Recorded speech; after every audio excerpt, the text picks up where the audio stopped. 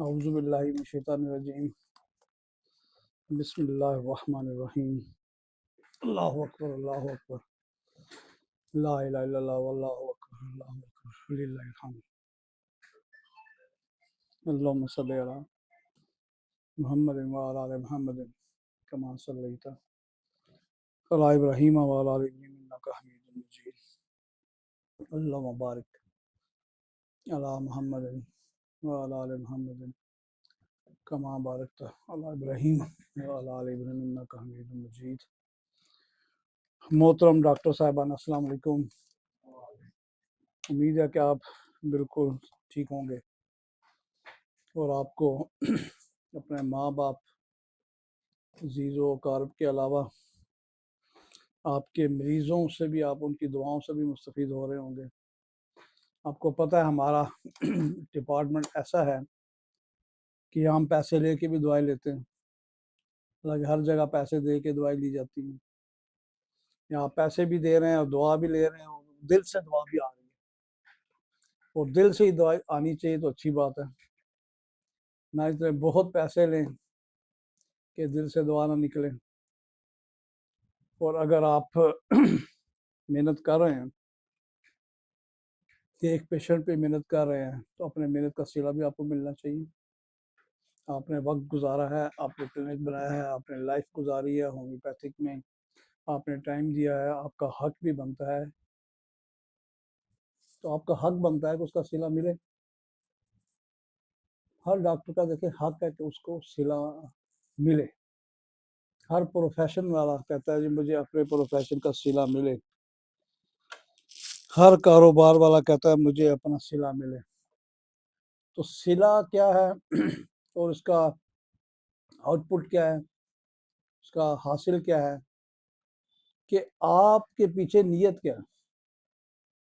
अगर नीयत ठीक है तो फिर तो सिला, चाहे वो आपको चंद रुपए में मिल रहा है, चंद हज़ारों में मिल रहा है, चंद लाखों में मिल रहा है, अगर नीयत ठीक है तो फिर सिला आपका 100% ठीक है। और उस सिले में बिल्कुल भी हराम नहीं होगा, हलाल होगा और आपकी सेहत पे, आपके बच्चों के लिए, आपके कारोबार के सब के लिए हलाल होगा। अब नीयत क्या है कि हमारी नीयत क्या है कि किसी तरीके से अल्लाह ताला मरीज ठीक कर दे। सबसे पहले ज़हन में ये डालेंगे कि ठीक अल्लाह ने ही करना है। डॉक्टर के हाथ में कुछ भी नहीं, ज़ीरो। डॉक्टर के हाथ में मेहनत है, उसका नॉलेज है, और नॉलेज जितना है, चाहे नॉलेज थोड़ा है तब भी अगर उसके अंदर सिले के पीछे नीयत बहुत ज़्यादा है तो उसका नॉलेज बहुत बढ़ जाएगा। अगर नॉलेज बहुत ज़्यादा है लेकिन नीयत बड़ी कम है तो ये समझता है कि नॉलेज है, ठीक है, मेरा काम चल जाएगा और मैं समझ लूँगा, मैं कर लूँगा, तो ऐसा भी नहीं होता। नॉलेज कम है लेकिन आप बहुत कोशिश कर रहे हैं तो आपको उसका सिला अच्छा मिलेगा। तो हमारे यहाँ यही है कि आपका नॉलेज अप टू डेट करें। आप देखिए जितना मैं कहूँगा जितना एक MBBS डॉक्टर पढ़ता है उसको शुरू में सिला उतना नहीं मिलता जितना उसने वो मैट्रिक से पढ़ाई शुरू की हुई है, FSC में की हुई है, 5 साल की हुई है। क्या मिलता है? 60,000 तनख्वाह। आजकल मेरा ख्याल यही इतनी है, इतनी है ना। तो क्या मिलता है इतना पढ़ के 60,000 में क्या, वो अगर बाहर 2-4 दफा खाना खाना पड़ जाए किसी, वो नहीं खा सकता। अपने उस्ताज़ा की, अपने टीचर की वो खिदमत कर सके, वो नहीं कर सकता। कुछ नहीं है। सिला होता है जब अल्लाह उसको देना चाहता है, उसके पीछे एक नीयत बनती है। नीयत में वो क्लिनिक खोलता है, वो नियत में MBBS है लेकिन क्लिनिक खोला हुआ है उसने। और आप देखिए कि कितने सिंपल MBBS अस्पतालों से भी ज़्यादा मरीज देख रहे हैं, और कितने अस्पताल वाले, नर्सिंग होम वाले एक आम डॉक्टर जितने भी मरीज नहीं देख रहे। फिर आगे आपने स्टडी कर ली, वो एक लेवल है उनका, उतना पढ़ना पड़ता है और उसके पीछे नीयत क्या है। जिसकी नीयत है कि किसी तरीके से मरीज ठीक हो तो उसका सिला फिर उसको मिलता है। अगर नीयत यह है कि बस सिर्फ डॉक्टर बन जाएंगे तो पैसा आना शुरू हो जाएगा, इज्जत आनी शुरू हो जाएगी, तो ये बात नहीं है। आपके अंदर मरीज की इज्जत होगी, मरीज के लिए मेहनत होगी, तो आपको पैसा इज्जत दोनों मिलेगी। अगर आपके अंदर ये दो चीज़ें नहीं है तो फिर तो आप किसी खाम ख्याली में ना रहें कि आपको पैसा भी मिलेगा और इज्जत भी मिलेगी, क्योंकि अल्लाह ताला देख रहा है। और आजकल जैसे आप देखें कि डेंगू का ज़माना है, मुझे नहीं पता आप में से कितने डॉक्टरों ने डेंगू पे बहुत पढ़ लिया होगा, हालांकि पढ़ना चाहिए। डेंगू का ज़माना है, आप पढ़ें डेंगू क्यों फैलता है, कौन सा वायरस है, अलामतें क्या हैं, होम्योपैथिक मेडिसिन क्या है, एलोपैथिक मेडिसिन क्या है, इसकी ट्रीटमेंट क्या है, इसकी इमरजेंसी ट्रीटमेंट क्या है, इसकी आफ्टर ट्रीटमेंट जो प्रॉब्लम्स हैं वो क्या है, इसके टेस्ट कौन कौन से हैं, इसकी कॉम्प्लिकेशन कौन सी हो सकती है, ये मलेरिया से क्यों मिलता है, इसकी सिम्टम मलेरिया से क्यों मिलती है, इसका आपको पढ़ जाना चाहिए था। अगर नहीं पढ़ा तो गलती की है।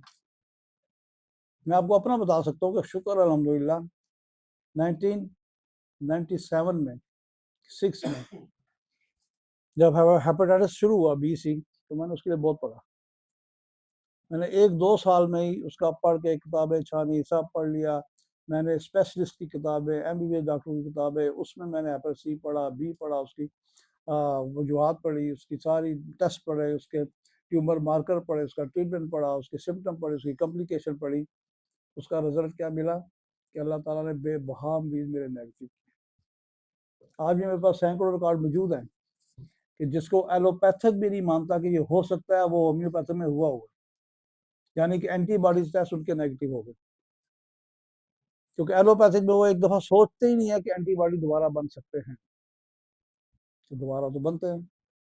हमारे पास सबूत है, हमारे पास प्रूफ है।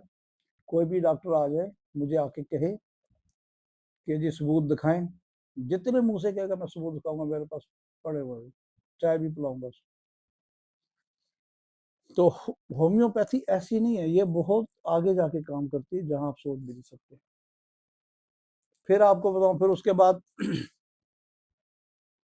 डेंगू आया, मैंने डेंगू पे पढ़ा, बहुत पढ़ा।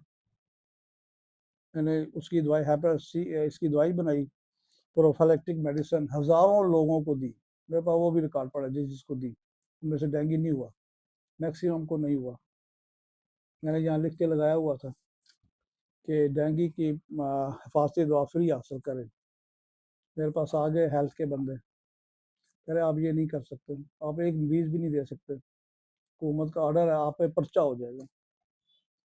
और कईयों पे उन्होंने पर्चा किया है। वो कह रहे थे जैसे आजकल भी मैसेज आपको भी आए होंगे कि जी आपको हदायत की जाती है कि आप डेंगू का मरीज नहीं देखेंगे, आपके पास डेंगू का मरीज है तो उसको हॉस्पिटल भेजें। अब ये उनकी तो मुझे समझ नहीं आती। और हमारा जो लीडर हैं, जो कौंसिल का सदर है, उनको सामने आना चाहिए भी, क्यों नहीं कर सकते हम, एक बयान तो लगाए ना, क्यों नहीं कर सकते। आप अपनी वार्ड का हमारे प्लेयर से मुकाबला कर ले, आधे मरीज दे दें, देखिए किसके जल्दी ठीक होते हैं, तो जिसके सेफली ठीक होते हैं वहां से जो मरीज आ रहा है, जिसने हफ्ता 10 दिन दवाई खाई है, वो इतना आजकल कमजोर हो रहा है कि उसकी कमजोरी नहीं खत्म हो रही। मैंने वो डेंगू की दवाई बनाई, फांसी दी, हजारों बंदों को इलाज किया, ठीक हुए।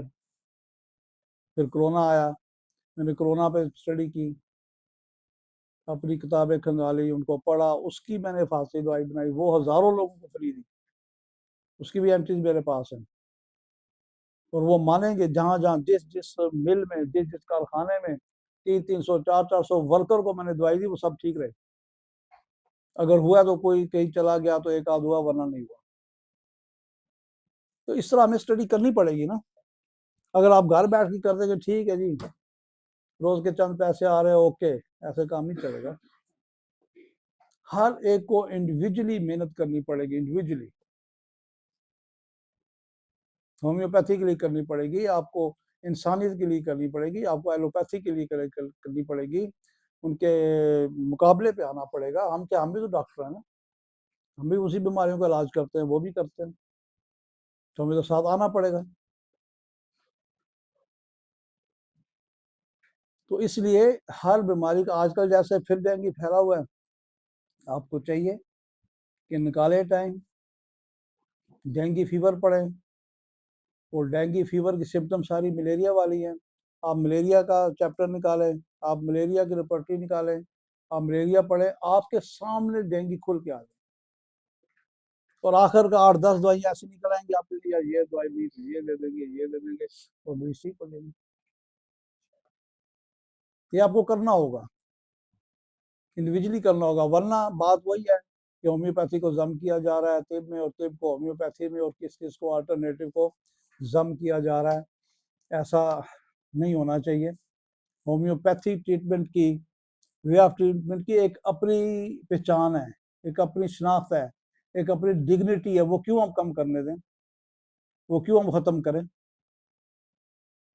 इसको ख़त्म नहीं होना चाहिए। इससे कई दफ़ा इस तरह कोशिश हुई, कभी कोई गवर्नमेंट ने की, कभी किसी फार्मास्यूटिकल कंपनी ने की। ऐसा नहीं होना चाहिए, याद रखिए। हमें सब काम करना चाहिए। अगर कभी कोई ऐसा हमें किसी भी फोरम पे निकलना चाहे तो आपने सब आना है वहाँ पे। होम्योपैथी को मर्ज होने से बचाना है, इसकी अपनी अलहदा से इंडिविजुअल इसकी आइडेंटिटी रहनी चाहिए। नहीं रहेगी, कल को आपको नुकसान होगा। हमारी लाइफ गुजर चुकी है, हमने जो करना था शायद कर चुके हैं, लेकिन आज भी हम स्टूडेंट हैं। आज भी रोज 2-4 किताबें पढ़ के कुछ सफ़े सोते हैं, तब नींद आती है। लेकिन ये काम तो करना है, हमने अपने फ्यूचर के जन डॉक्टर्स के लिए करना है, आगे उनके बच्चों के लिए करना है। तो अपने अपने मास पे, अपने अपने लेवल पे आप कोशिश करें कि ऐसा ना हो। अगर कभी किसी मीटिंग में आना पड़े तो एक की जगह आप 4 डॉक्टर साथ लेके आए, आपकी स्ट्रेंथ पता चले, आपको पता चले गवर्नमेंट ऑफ पाकिस्तान में देती क्या है, 20 लाख रुपया साल का, 120 कॉलेजों में, पता 120 कॉलेज है, 135 कॉलेज है, साल का 20 लाख देती है। हमें क्या देती है, हम दे रहे हैं उसको। तो ना दे 20 लाख, 20 लाख की वजह से वो मर्ज कर रहे हैं कि 20 लाख टिप को है, 20 लाख इसके है, IMF ने क्या फालतू खर्चे बंद करे, आप 20 लाख अपने पास रखे, होम्योपैथी को क्यों मर्ज कर रहे हैं? पहले दिन से होम्योपैथी कॉलेज खुद अपना कमा रहे हैं और खुद सर्वाइव कर रहे हैं। होम्योपैथ डॉक्टर खुद कमा रहे हैं, खुद सर्वाइव कर रहे हैं। आपने 1,000 रुपये फीस लगाई, आपने 5,000 रुपये फीस लगाई, हेल्थ कमीशन ने आके 8,000 कर दी, 10,000 कर दी। वो तो हम पैसे दे रहे हैं, आप हमें क्या दे रहे हैं? और जो इनकम टैक्स में गोशवारे दे रहे हैं, आप दे रहे हैं ना, आप दे रहे हैं, वो गवर्नमेंट क्या हमें दे रही है? गवर्नमेंट कैसे कर सकती है इसको? तो याद रखिए, कभी अगर आपको निकलना पड़े इस काम के लिए तो आप सब ने बाहर आना है, मेरे प्लेटफार्म से आना है, हम सब ने इकट्ठे होना है, इकट्ठे प्लेटफार्म हो गए। कभी हमें एहतजाज करना पड़े, मुजाहरा करना पड़े, तो आपके साथ 2-2 डॉक्टरों को भी लेके आए। आपके घर में कोई बहन डॉक्टर है, भाई डॉक्टर है, बीवी डॉक्टर, उसको भी साथ लेके आओ, क्योंकि आज इसको बचाएंगे तो कल ये बचेगी, वरना इसकी डिग्निटी कम हो जाएगी कि आप डॉक्टर नहीं लिख सकते इस नाम के साथ। क्यों नहीं लिख सकते? हम कर क्या रहे हैं? हम वही काम कर रहे हैं जो डॉक्टर कर रहे हैं, बल्कि मैं तो ओपनली कहूंगा हम उनसे ज्यादा बेहतर कर रहे हैं, मुकाबला कर लें। केसेस देख लें कि आपके केसेस है, जो एलर्जी है, जो अस्थमेटिक है, जो आपके ऑटिज्म है, जो बच्चे मजदूर है, जो आपके आर्थराइटिस है, आपके टॉन्सिल्स है, आपके सियाटिक पेन है, आपके कहाँ ठीक हो रहे हैं ये? हमारा चाहे एक डॉक्टर रोज का एक करता है या महीने में एक करता है, ठीक तो होते हैं ना, उनकी दवाइयां तो छुटती है ना, ऑपरेशन से जान तो छुटती है। कितने मरीजों को हम ऑपरेशन अल्लाह के फजल छुड़वाते हैं, हम कहते हैं नहीं होगा भी ऑपरेशन खाएं, उसमें से आधे मरीज अल्लाह ठीक कर देता है। तो जब इतनी होम्योपैथी है तो इसको स्टैंडर्डाइज करना है, मजीद करना है, आप लोगों ने निकलना है बाहर। आप लोग नहीं निकलेंगे तो फिर आपका अपना नुकसान है, आपके फ्यूचर का नुकसान है, होम्योपैथी की फ्यूचर है, आपके बच्चे हैं, उनके बच्चे हैं जिन्होंने दाखिला लिया हुआ है, जो चाहते हैं हम डॉक्टर बनेंगे। हमें तो चैलेंज करना चाहिए, और कभी ऐसा मौका आए तो आप सब ने बाहर आना है। अव्वल तो शायद नहीं आएगा, इंशाल्लाह हम कोशिश कर रहे हैं अपनी अपनी जगह पर। मैं कर रहा हूँ, डॉक्टर अली साहब कर रहे हैं, हम मिल कर कर रहे हैं। तो ऐसा मौका नहीं आएगा कि ये मर्ज करे, लेकिन अगर कभी मौका आया तो हमने मर्ज होने से बचाना है इसको।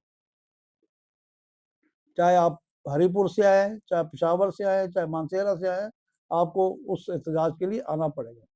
साथ एक डॉक्टर लेके आए, 2 लेके आए, 4 लेकर आपको आना पड़ेगा।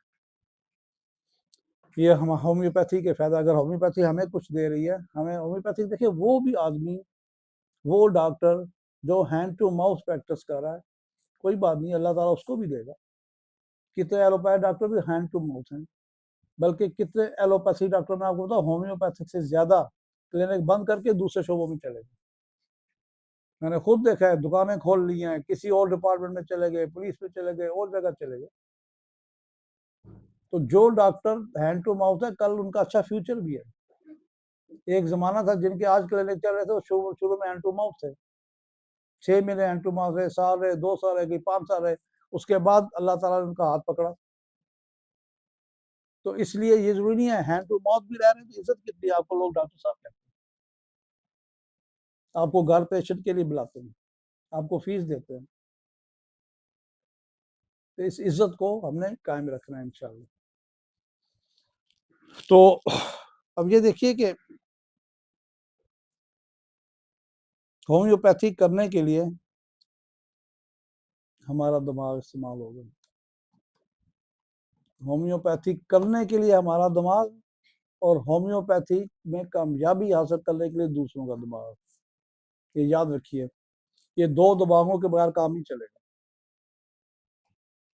और जो दिमागी सिम्टम है जिनको हम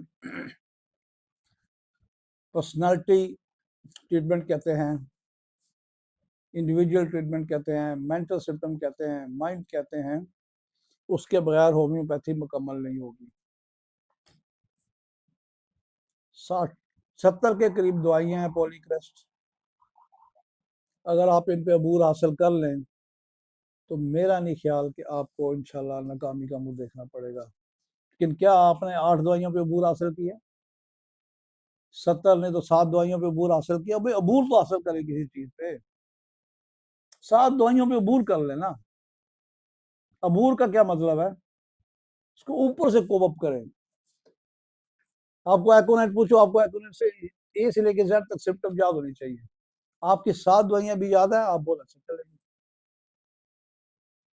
आपको अबूर हासिल करना पड़ेगा, आपको होम्योपैथ बनना पड़ेगा। आपको, आपके अंदर अल्लाह ने शफा का हिस्सा रखा हुआ है, किसी डॉक्टर के हाथ में नहीं है। शफा उस वक्त आएगी जब आप किसी के लिए मेहनत करेंगे, इससे पहले शफा नहीं होगी कि आपके अंदर स्टोर की हुई है अल्लाह ने। आप जिसको चाहे फूक मारे वो ठीक, जिसको चाहे ये दवाई दे वो ठीक, जिसके सर पे हाथ फेरे वो ठीक, ऐसा नहीं होगा। जिसके लिए मेहनत करेंगे, आपके अंदर से एक एनर्जी पैदा होगी, और वो एनर्जी मरीज की बीमारी के एनर्जी का मुकाबला करेगी। चाहे आप दवाइयों से कर लें, चाहे अपने ख्यालात से कर लें। आपका एक ख्याल है, एक सोच है, एक खौफ है, ये हर मरीज के दिल में, इसको निकालेंगे आप। होम्योपैथ्स बैठे हुए हैं, एक केस ठीक हो गया, 2 केस ठीक हो गए, महीने बाद उसी को सालों साल जिक्र करेंगे, वो केस ठीक हुआ, वो उसके बाद कोई नहीं हुआ, ये नहीं बताएंगे। और भाई जब आप माइंड पे जाएंगे, आप भी किसी दवाइयों पे अबूर हासिल करेंगे तो और केस भी ठीक हो गए। आपका एक एक केस ठीक हो जाए ना, सारे ही सिस्टम में, आपका नर्वस सिस्टम है, आपका सर्कुलेटरी सिस्टम है, आपका सिक्रेटरी सिस्टम है, आपका स्केलेटल सिस्टम है, ठीक है, आपका लिवर सिस्टम है, आपका डाइजेस्टिव सिस्टम है, ठीक है। आप एक एक सिस्टम का एक एक मरीज 100% ठीक हो जाए, आपका लेने ये मैं आपको बता दूं। पैलिएट होना और होता है, वक्ती तौर पे दबाना और होता है, लेकिन ठीक होना और होता है। और जो ठीक होता है, और वो आपके पहली पूरी से, पहले हफ्ते से, पहले महीने की दवाई से ठीक होता है। वरना अगर नहीं ठीक हो रहा तो फिर मसला होगा। अपने ख्यालात को एक तबीब वाला बनाए, एक डॉक्टर वाला बनाए। आपके ख्याल में, आपके अंदर, आपके सबकॉन्शियस में, आपके दिमाग में, आपके सबकॉन्शियस में होना चाहिए कि मैंने मेहनत करनी है मरीज ठीक होने के लिए। मेरे पास जो मेडिसिन पड़ी है, जो बुक्स पड़ी है, मैंने इनको पढ़ना है, मैंने इनको इस्तेमाल करना है, मैंने इनको हर लम्हे पढ़ना है। अगर कोई मरीज आपका है, कोई क्रिटिकल आ गया है, आपका मुश्किल है, डिफिकल्टीज है, फंस गए आप रात को बैठे उठ के निकालें किताब, देखिए उसका। हमने तो उस वक्त मेहनत की जब मोबाइल होता ही नहीं था। आज मोबाइल पे आपको 20 किताबें होम्योपैथी मिलती हैं, 20 रेपर्टरी आपको मिलती हैं, आपको 20 डिक्शनरी मिलती हैं, आपको डॉक्टरों के नॉलेज मिलते हैं, आपको डॉक्टरों के लेक्चर मिलते हैं, आप डॉक्टरों के तजर्बा में। हमें क्या मिलता था? कुछ भी नहीं। हमें एक एक लफ्ज ढूंढने के लिए पूरी डिक्शनरी खरीदनी पड़ती थी, उसमें नहीं मिला, दूसरी डिक्शनरी ले ली, उसमें नहीं मिला, तीसरी ले ली। आज तो ऐसा नहीं है। आज तो आप एक लफ्ज के पहले दो लफ्ज लिखे, लफ्ज पहले स्क्रीन पे आ जाते। कितनी आसानी है। तो इसको करें, अपने अल्फाज को, अपनी सोच को बहुत ही हम्बल, बहुत ही अट्रैक्टिव और बहुत ज़बरदस्त बनाएं। एक कामयाब मुआलिज के लिए कॉन्फिडेंस होना चाहिए। कॉन्फिडेंस तब होगा, आपको 7 दवाइयों पे अबूर होगा तो कॉन्फिडेंस होगा। आपको 70 दवाइयाँ पड़ी होंगी तो कॉन्फिडेंस होगा। आपको एनाटमी आती होगी, थोड़ी फिजियोलॉजी आती होगी, आपको पैथोलॉजी आती होगी, तब आप में कॉन्फिडेंस होगा। जिनको नहीं होता उनको कॉन्फिडेंस कहाँ से? आपके पास जो भी केस है, कॉन्फिडेंस है, हम करते हैं इंशाल्लाह। कितने मरीज रेफर कर देते हैं, होम्योपैथ रेफर कर देते हैं, सियाटिक पे उनकी मुझसे इलाज नहीं और आप चले जाएं, ऑपरेशन करा लें। ठीक है, कैंसर का ओहो जी मुझसे नहीं होगा, आप रेफर हो गए। कुछ रेफर कर देते हैं अस्पतालों में सर्जनों को, कुछ होम्योपैथ को रेफर करते। क्यों करते हैं भैया? आप खुद किताबें खोलें, आप खुद पढ़ें, आप टाइम दें ना। अगर आप कहेंगे रेफर से हो जाएगा ठीक, तो ऐसा नहीं होगा।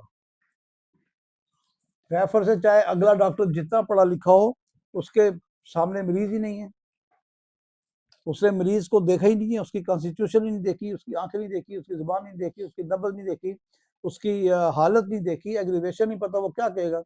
हाँ जी बेलाडोना आई दे दें, एकोनाइट दे दें, रस रख दें, ऐसा नहीं चलेगा। आपको खुद पढ़ना पड़ेगा। मरीज रोज फंसता है, एक रोज क्रिटिकल पेशेंट है, रात को बैठ जाए, उसकी बीमारी निकाल लें, रिपोर्टरी में दवाइयां निकाल लें, एक एक करके पढ़े, सुबह आपको सोल्यूशन मिलेगी।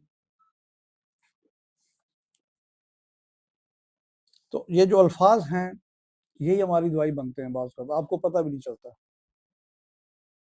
कि आप मरीज की नब्ज पढ़ के कहते हैं जी इंशाल्लाह आप ठीक हो जाएंगे, मुझे उम्मीद है आप ठीक हो जाएंगे। आपके अंदर एक कॉन्फिडेंस बोलेगा, कॉन्फिडेंस बोलेगा, एक एनर्जी बोलेगी, आपके जिस्म से एनर्जी निकलेगी, उसकी बीमारी की एनर्जी को जाके टकराएगी, उसके अंदर चली जाएगी, उसको सेहत देगी। दवाइयों का नंबर बाद में। दवाइयाँ क्या है हमारी? हमारी दवाइयाँ क्या है? मेडिसिन, एनर्जी है ना। क्यों नहीं नजर आती भाई? आप शीशी उठा ले, आपको दवाई कहाँ से नजर आएगी? और इसीलिए होम्योपैथिक फेल भी आप साबित नहीं कर सकते कि हमारी दवाइयों में कुछ है। आप साबित तो करें दवाइयाँ जाके काम कहाँ करती हैं। आपके जो अल्फाज हैं, आपकी जो सोच है, आप पे वहाँ दवाइयाँ काम करती हैं। जितनी हमारी प्रूविंग हुई हुई है, क्या थे वो? जज्बात आए, सोच बाहर आई, आपका माइंड बन गया कि ये माइंड सिम्टम है। आपका सोच बाहर आई, आपका माइंड बाहर आया, आपकी सोच इतनी मुतासर थी या इतनी मुतासर होने वाली थी कि वो बीमारी में कन्वर्ट हो गई। आपने खुद बीमारी पैदा की। अल्लाह ताला ने हर बीमारी के जरासीम हम हमारे अंदर रखे हुए हैं। जिस कायनात की चीज़ों से हम मिलकर बने हैं, उसी कायनात की बीमारियां हैं, वो सब बीमारियां आपके अंदर हैं। तो जब मौका मिलता है वो बाहर आ जाती है। मौका कैसा मिलता है? आपके माइंड से मिलता है। आपने गलत सोचा, आपने नेगेटिव सोचा, आपने एक ही सोच देखी जो अननेचुरल है, तो फिर अंदर म्यूटेशन शुरू हो जाएगी, आपके डीएनए में म्यूटेशन शुरू हो जाएगी, और वो अननेचुरल म्यूटेशन होगी। एक म्यूटेशन होती है रेगुलर, जिससे आपकी ग्रोथ होती है, आपकी सेहत बनती है, आपकी ताकत बनती है, आपकी एनर्जी बनती है, आपकी इम्यूनिटी बनती है। एक सोच होती है जो आपको नुकसान करती है, तो उससे आपको नुकसान होगा।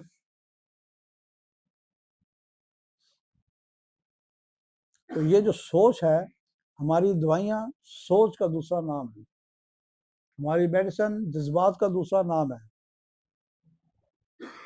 जज्बात बने, हमारी सोच बनी, वो मिल के एक दवाई बन गई, उसको हमने माइंड सिम्टम किया। यही सोच जिसमें ज़्यादा बनी, बड़ी ज़्यादा तेज़ हो गई, अंदर से इम्यूनिटी जवाब देगी, बीमारी बन गई। तो फिर उसकी सिम्टम आई, उसकी सिम्टम लिखी गई, कितने कितने सफ़े लिखे गए। हम मेट्रोमेडिका प्यूरा में देखें कितने कितने सफ़े लिखे हुए, किस तरीके से प्रूविंग हुई है। उन सफ़ों पे अलामतें हैं, फिर अलामतों से आपकी थेराप्यूटिक्स बनी, आपकी पैथोलॉजी बनी, उनको बीमारियों का नाम दे दिया गया, उनकी सिम्टम अलहदा कर दी, उनकी काजेज अलहदा कर दी, उनके क्लिनिकल टेस्ट अलहदा कर दिए गए। तो हमें अपनी सोच को मुस्बत रखना है, सोच के अंदर होम्योपैथ रहना है, सोच के अंदर होम्योपैथिकली पावरफुल बनना है कि मैंने अपना ही पढ़ना है, अपना ही देना है और मरीजों को इंशाल्लाह उसके लिए मेहनत करनी है। ये सोच रखेंगे। अगर ये रखेंगे जी DHMS हो गया, BHMS हो गया, डॉक्टर लिखा गया, टेबल पे एक किताब नहीं, बेड साइड पे एक किताब नहीं, तो फिर आप रिजल्ट देख ले खुद। फिर आप जितना बातों का खा सकेंगे वही खाएंगे बातों का, अब स्टडी का नहीं खाएंगे, अपने प्रोफेशन का नहीं खाएंगे।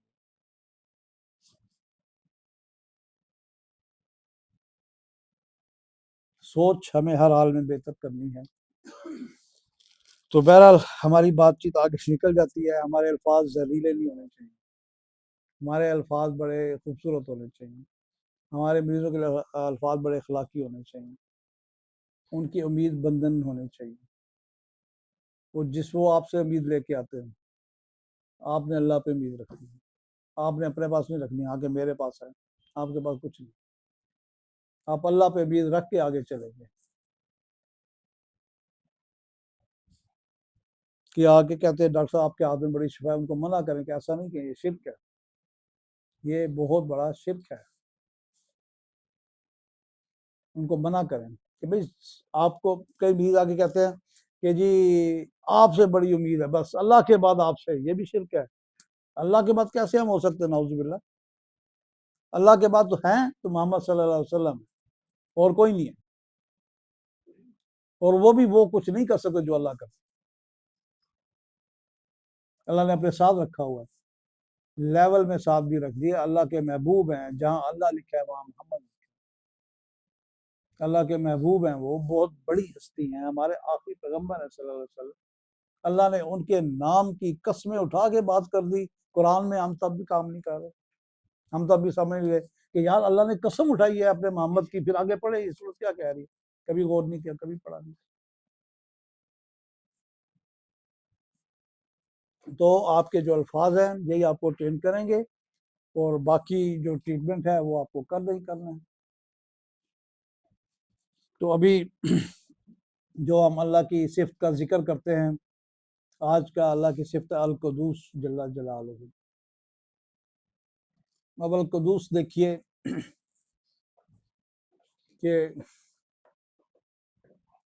कुदूस का मतलब है बुराइयों से पाक, हर किस्म के ऐब से पाक। जिस हस्ती में कोई ऐब नहीं, कोई कमी नहीं, कोई पस्ती नहीं, और ना कभी होगी, वो ज़ात अगर है तो अल कुदूस सिर्फ अल्लाह की है।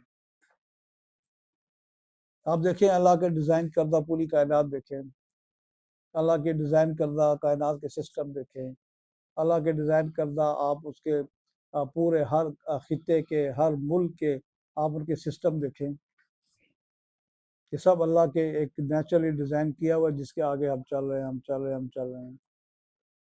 तो वो ज़ात जो बुराइयों से पाक है,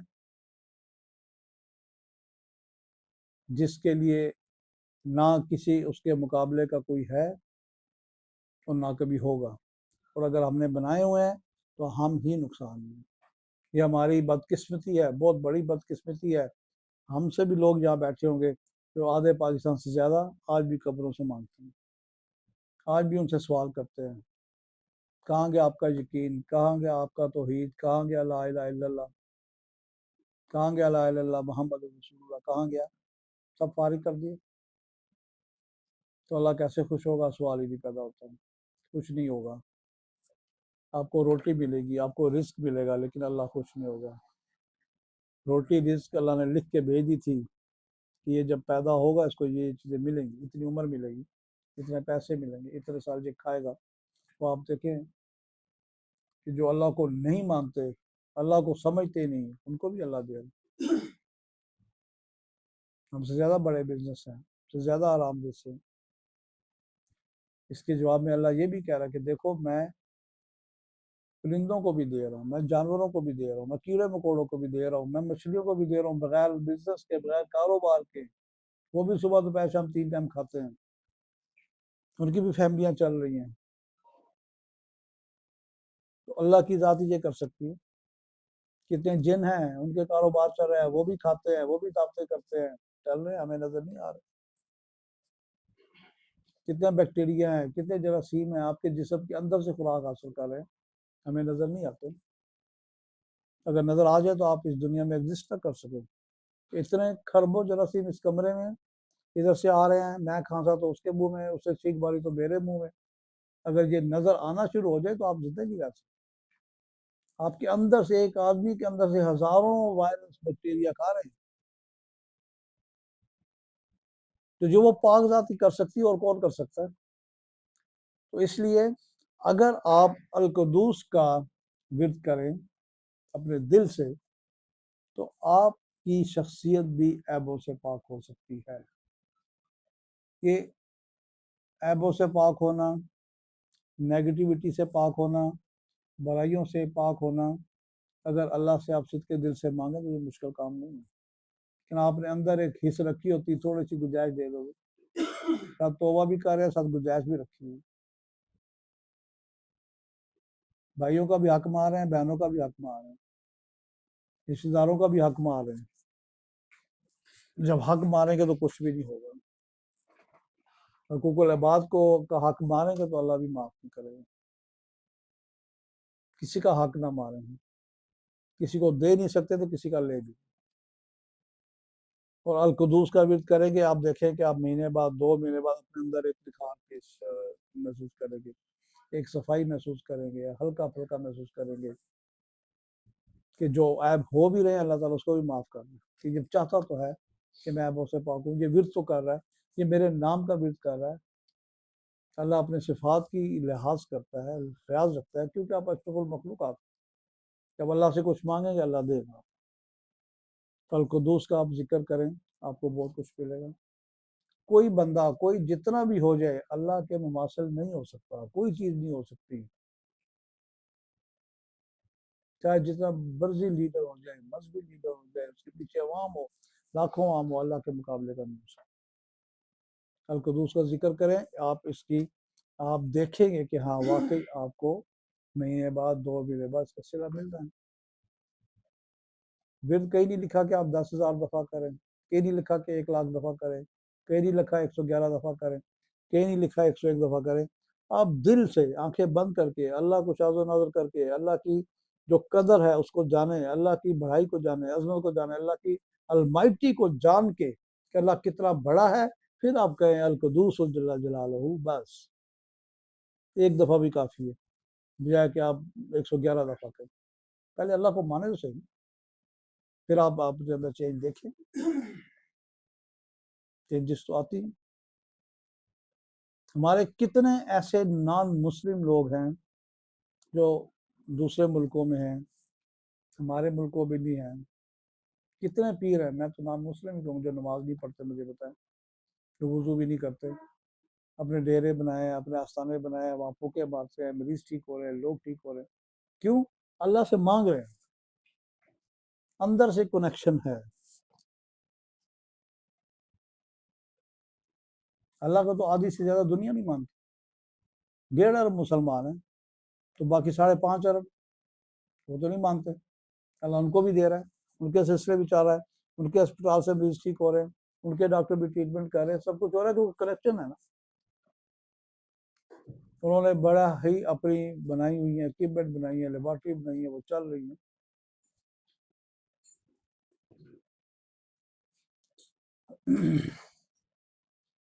तो आप इसका करें, विद करें, इंशाल्लाह आपको फायदा होगा। अब आप ये देखिए कि आज का जो हमारा सब्जेक्ट है, नहीं, आज का हमारा जो माइंड सिम्टम है, पहले भी हमने माइंड पे बात कर ली, अभी भी हम माइंड पे बात करेंगे।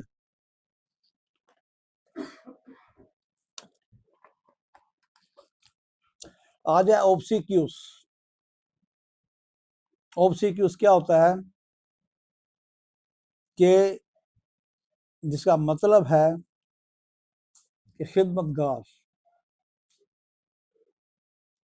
ऑब्सीक्यूज का मतलब है ओबीडियंट। ऑब्सीक्यूज का मतलब है ताबेदार। आपके पास कितने ऐसे लोग आते हैं, पेशेंट आते हैं जो ऑब्सिक्यूस की डेफिनेशन में पूरे उतरते हैं? और आप ये देखिए कितने पेशेंट हैं नहीं ठीक हो रहे। एक आम नज़ले ज़ुकाम का नहीं ठीक हो रहा, बुखार का नहीं ठीक हो रहा, कुछ रोज डेंगू में फंसे हुए हैं, हर साल डेंगू हो जाता है। अब इस तरह हमारी बीमारियां हैं, आपके आर्थराइटिस हैं, आपके एलर्जीज हैं, आपके पेन्स हैं, एशियाटिका पेन्स हैं, आपके इंडाइजेशन है, आपकी सारे गैस्ट्रो के सारी प्रॉब्लम चली आ रही हैं। वक्ती तौर पे आप ठीक करते हैं लेकिन वो ठीक नहीं होते। अब वो क्या क्यों नहीं ठीक होते? आप सीक्यूस ठीक करेंगे तो होगा ना। आप सीक्यूस की तरह हजारों हजारों हैं जो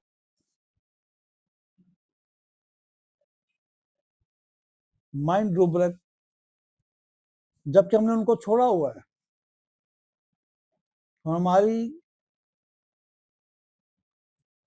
रेशियो जो है, रेशियो ऑफ क्योर बहुत कम हुई हुई है, क्योंकि हमने छोड़ा हुआ है। हमें वो माइंड सिम्टम देखनी है और हमें उनके देखने से उनका इलाज करना है। मैं हर लेक्चर में कोई ना कोई रोब्रिक बताता हूँ। आज का रोब्रिक है ऑब्सिक्यूस, और ऑब्सिक्यूस का मतलब है ओबीडियंट, खिदमतगार, ताबेदार। अब आपके पास ऐसे मरीज हैं, आपके ख़ानदान में होंगे, आपके आसपास होंगे, कि देखें कि जो ऑब्सिक्यूस है उसके पास असल में होता कुछ भी नहीं है, लेकिन आप उसको कहेंगे ये काम करो, कहेगा जी मैं अभी करता हूँ। ये काम करोगे, मैं अभी करता हूँ। आपके क्लिनिक में आएंगे, आप कहेंगे ये टेस्ट कराओ, जी मैं अभी टेस्ट कराता हूँ। आप कहेंगे इसको ये खिलाना, जी मैं यही खिलाऊंगा जी। आपके लेने में आता है जी मैं बस आऊँगा, आपको रोज़ भी बुलाएंगे मैं आऊँगा। आप जब एक दिन की दवाई दे, मैं रोज़ आऊँगा। वो इतना ताबेदारी तक आ जाते हैं कि आपके कदमों तक नीचे भी बैठ सकते हैं। कितने मरीज आके कोशिश करते हैं कि आपके घुटनों को हाथ लगाएं, आपके पाँव को हाथ लगाएं। हमने तो अल्लाह ने बड़े बड़े टेबल दे दिए, मौका नहीं मिलता उनको, लेकिन कितने मरीज पहले आके हाथ पकड़ते थे, घुटने को हाथ लगाते थे। आप सीक्यूस, और वो आके कहेगा बस जी मैं फलां पिंड से आया हूँ, फलां देहात से, फलां शहर से, हमारा एक मरीज ठीक हो जाए आपकी लाइनें लग जाएंगी। और वो ठीक नहीं होता और दोबारा लाइन भी लगती है, उस गांव से आता भी। और वो कहते हैं जब तक कहेंगे हम इलाज करेंगे, आप साल, आप कहें ना 6 महीने इलाज है, और जी मैं साल खिलाऊंगा जी, मैं 2 साल खिलाऊंगा, मुझे पूरी उम्र खानी। ये सब आपसी क्यों है कि आपके इतने हो जाएंगे कि आप कहेंगे इतना अच्छा आदमी है। और जितनी ये खवातीन होती है, आप देखिए कुछ खवातीन होती हैं, महल्ले के 5वें घर में कोई बीमार हो गया है, उसको पकड़ा अस्पताल ले गई, ठीक है, किसी के काम में फंसा हुआ है, ले गई, किसी ने शॉपिंग करनी, शादी की, मैं आपके साथ चलती हूँ। बुनियादी तौर पे उनके अपने इतने हालात नहीं ठीक होते कि वो जा सके। उनके पीछे एक लालच होती है, एक डिमांड होती है कि हम इसके साथ जाएंगे, इसको अपना बना लें, हम इसकी गाड़ी पे जाएंगे, हम शॉपिंग करेंगे, वो 5 सूट 10 खरीदेगा, एक शायद मुझे भी ले दे। तो जब इस तरह की फीलिंग हो, इस तरह की आपसी क्यूस हो, तो इसकी सबसे बड़ी दवाई पल्सर है। दूसरे 2-4 और दवाई है दूसरे नंबर पर जलसीमियम है। अगर आप देख लीजिए तो आपका हर चौथा पांचवा रोज एक आध मरीज ऐसा आ जाता है कि वो बिल्कुल ताबेदारी में, आपका यूअर्स ओबीडियंट, फलाना फलाना फलाना, मैं हूँ जी आपका खादम। आप जैसे कहेंगे इसको जी ये नहीं खिलाना, ठीक है, ये कल से बिल्कुल नहीं खाएगा, चावल बंद, गोश्त नहीं खाएगा, गोश्त बंद, आपने सब्जियां देनी, कल से सब्जियां खाएगा, ये मेरी जिम्मेदारी है, मैं इसको लेके आऊंगा आपके पास। आप एक टेस्ट लिखेंगे, फटाफट लिखेगी मैं अभी टेस्ट कराऊंगा। ये सब आप सीक्यूसिस में आ रहे हैं। ऐसा मरीज जब आपके पास आता है, चाहे उसका ब्रेन ट्यूमर है, चाहे उसका ऑस्टियोआर्थराइटिस नीज है, चाहे उसको कैंसर है, चाहे उसको कोई लंग्स में प्रॉब्लम है, चाहे पुरानी खांसी है, वो अगर नहीं ठीक हो रही तो आप उसको एक पल्सर टीला का दे के हाइपोटेसिस पे उसका नज़ारा करें कि वही आदमी नॉर्मल हो जाएगा, और नॉर्मल अगर नहीं होगा उसकी तकलीफें खत्म हो जाएंगी, तकलीफें नहीं रहेंगी। ये आप याद रखें, इसी चीज को हम मिस कर रहे हैं, इसी चीज को हम छोड़ रहे हैं, इसी को छोड़ छोड़ के हम पैलिएशन कर देते हैं। याद रखिए कि जब तक माइंड के सिम्टम से इलाज नहीं होगा, मुकम्मल तौर पर मरीज ठीक नहीं होगा। मैंने अभी शुरू में आपको माइंड का बताया कि आपकी दवाइयाँ क्या है, एक जज्बात थे, एक ख्याल थे। जब आपने पोटेंसी में कोई चीज़ खिलाई तो क्या हुआ, ख्यालात क्या आए, चेंजेस क्या आए, जज्बात क्या चेंज हुए। जब आपने क्रूड फॉर्म में खिलाया, मोशन लग गए, पेन हो गया, सर दर्द हो गया, और इसी जज्बात को जब आपने ठीक किया हाइपोटेंसी से, तो उसके जज्बात भी ठीक हो गए, उसका पेन भी ठीक हो गया, उसका मोशन भी ठीक हो गया। हमारी दवाइयाँ एक एनर्जी की शक्ल रखती है, जज्बात। आप सोचने में शायद परेशान होंगे कि ये मैं क्या कह रहा हूँ, कि हमारी दवाइयों की एनर्जी एक जज्बात है। आप लड्डू खाते हैं, लड्डू आए, एक बंदा कहता हाँ ये लड्डू क्या बात है, दो को पसंद भी नहीं आए, तो उसको उस लड्डू में जो जज्बात मिले उसका इजहार कर रहे हैं। इसी तरह जब हम दवाइयाँ खिलाते हैं, हम साल्ट खिलाते हैं, हम उनको वेजिटेटिव किंगडम से खिलाते हैं, मिनरल खिलाते हैं, तो इन सब के अपने अपने असरात तो हैं ना। जब हम प्रोटेटाइज कर देते हैं, वो ख्यालात भी बदल जाता है, लेटेड एनर्जी हो जाती है, छुपी एनर्जी है, फिर छुपी एनर्जी जाहिर होती है, आप उसको इलाज करते हैं। अब एलर्जी से कैसे बनता है, जज्बात कैसे हैं, मैंने पहले आपको बताया कि हब बीमारी हमारे अपने अंदर है।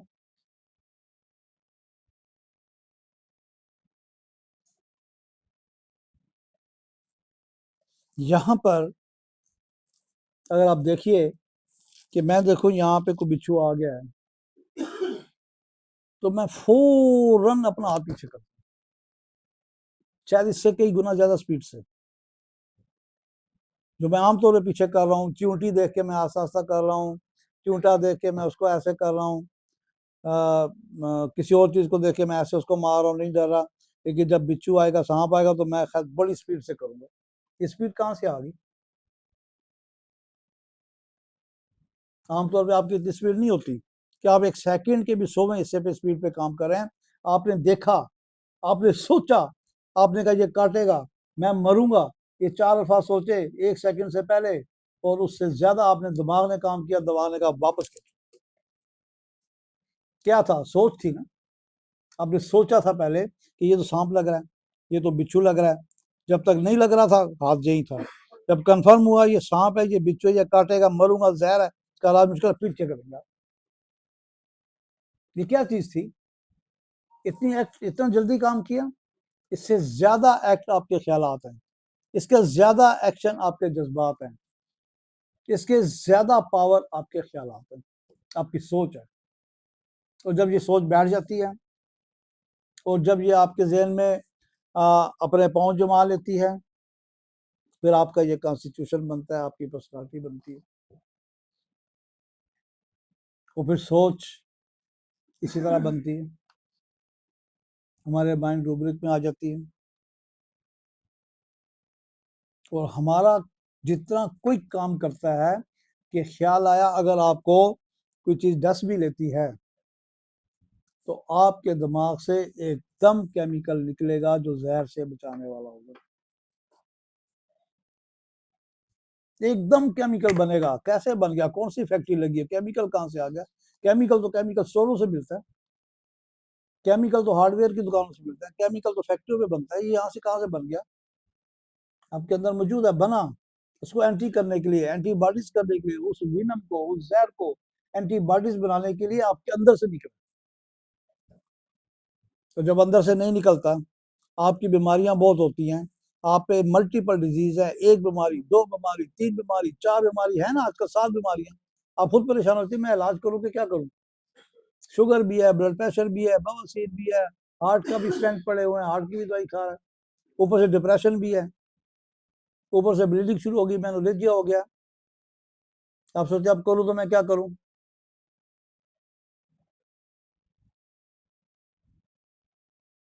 तो फिर मल्टीपल के लिए फिर आपको कभी आज एक दवाई देनी पड़ती है, कल दूसरी देनी पड़ती है, परसों तीसरी देनी पड़ती है, लेकिन आप कंपोजिशन करके फिर भी नहीं दे सकते, रिजल्ट चेंज हो जाएगा।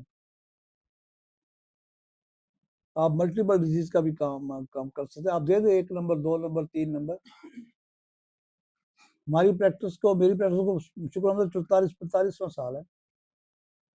शुरू के सालों में हमारे पास कोई ऐसे नहीं आते थे कि 10-10 बीमारियां और सारी क्रॉनिक, सब आ रही हैं और सारी क्रॉनिक हैं।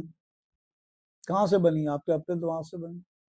आप जो एलोपैथिक दवाइयाँ खा रहे हैं उससे बनाए, उसने आपके हार्मोन को चेंज कर दिया, आपके हार्मोनों की वर्किंग को चेंज कर दिया, आपके अंदर जो केमिकल बनते थे वो बनना खत्म हो गए। कोई खुशी के बन रहे हैं, कोई इंडार्फर बन रहा है, कोई और बन रहा है, वो खत्म हो गए बनना, आप बीमार हो गए। तो हमारी मेडिसिन जो है जब प्रूविंग हुई तो जज्बात थे, ख्याल था, एक सोच। तो अगर आप चाहें, आज नहीं तो कल वर्बल होम्योपैथी आ जाएगी। आज नहीं तो कल वर्बल होम्योपैथ आएगी, लेकिन सबके लिए नहीं आएगी, ये भी बता रहा हूं। सबके लिए नहीं आएगी। जो अंदर से होम्योपैथ हैं, जो चाहते हैं ये थूजा है, इसने काम क्यों नहीं किया, शाम को खोल के बैठ गए रेपर्टरी कि थूजा के साथ की दवाइयां कौन सी, अब मैं उनको देता हूँ। नहीं काम किया, फिर खोल के बैठ गए, दूसरा म्याज देखा, मरीज नहीं ठीक हो रहा, तीसरी रात फिर बैठ गए, तीसरा म्याज खोला, नहीं ठीक हो रहा, चौथे दिन मरीज आए, आप मुंह से कहें यार ठीक हो जा, वो ठीक हो जाएगा। ये वर्बल होम्योपैथी। आप थूजा थूजा कहें, आपकी दवाई बन जाएगी। आप क्या करो, देखिए आपके अंदर एक जज्बा तो हो कि मैंने करना क्या है। लोग दूसरों के दिमाग पढ़ लेते हैं, कैसे पढ़ लेते हैं?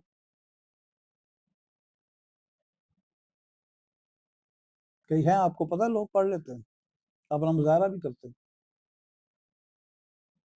तो क्या है, इसी एनर्जी से पढ़ रहे हैं। आप भी जो कहेंगे वो दवाई घर में भी बन सकती है, ये भी मैं आपको बता दूं।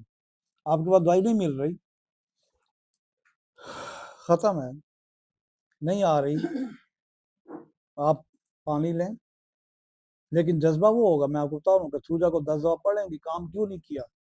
फिर सिर्फ DHMS करके BHMS करके ये काम नहीं होगा। और फिर आप कहेंगे थूजा पानी को कहें कम से कम 17 दफा, उसके बाद कहें थूजा थूजा, वो थूजा बन जाएगी। आपके जेब में थूजा होगी तो बनेगी। आप कोई भी दवाई बना रहे हैं, आपको पता होगा दवाई किस काम के लिए, फिर वो बनेगी। आपके वो अल्फाज निकलेंगे, वो जज्बात निकलेंगे अंदर से। आप जब उस पानी में जाएंगे, पानी वो पिएगा, उसके एंटीबॉडी बनेगी उन्हीं जज्बात की, और ठीक होगा। कितने दम वाले लोग पानी पीते हैं, ठीक होते हैं। मुझे आज से 35 साल पहले एक इलेक्ट्रॉनिक इंजीनियर था, उसने ये बात कही थी, जबकि मैं नहीं मानता था कि आप जो भी कहेंगे वो बन भी सकता है। आज कुछ लोगों ने इस पर प्रैक्टिकल भी किया, तजर्बात भी कर रहे हैं, मैं भी कर रहा हूँ, कि वर्बल होम्योपैथी भी है। मुझे तो आज से 25-30 साल पहले, आपको वाकया फिर सुनाता हूँ क्योंकि आप थक गए होंगे, अभी आपका आधा पूरा घंटा और लग रहा है। कि मेरे पास एक आते थे सूफी बादशाह मोहम्मद अहमद साहब। 25 साल पहले वो 80 साल के होंगे, और 25 साल पहले मैं कितना, आपको हिसाब लगा लो। हमारा कोई जोड़ नहीं था, कोई मेल नहीं था। वो तवीज़ लिखते थे, हम तवीज़ों को बुरा समझते थे, लेकिन उनकी फैमिली मेरे अंडर ट्रीटमेंट थी, दोस्ती हो गई, उनके घर तक अप्रोच हो गई, उनके आस्थाने तक अप्रोच हो गई, कि कमरे तक कोई नहीं जा सकता था जहाँ वो तवीज़ लिखते थे, मैं जा सकता था, हमारी दोस्ती हो गई। एक 80 साल का और एक 35-40 साल का, सफ़ेद दाढ़ी, सफ़ेद सूट, सफ़ेद रुमाल, सफ़ेद जूता, और वो हर जुमेरात को सैकड़ों मरीज देखते थे अपनी दुकान पे सराफा बाजार में। मैं वहाँ भी जाता था।